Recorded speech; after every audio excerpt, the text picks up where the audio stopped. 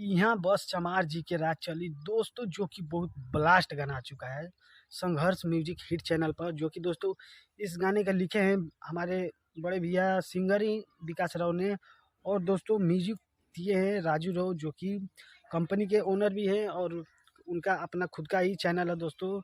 तो दोस्तों बता दूं कि बहुत ही बड़ा ये ब्रांड लेवल का गाना है और बहुत हाई बजट का भी गाना है, जो कि बहुत फुल मार्केट में बजेगा दोस्तों ये गाना।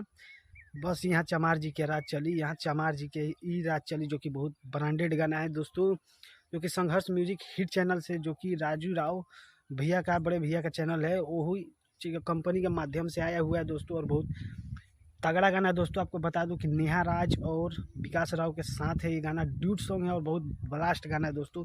क्योंकि इस गाने का जितना बड़ाई करोगे ना उतना कम है दोस्तों।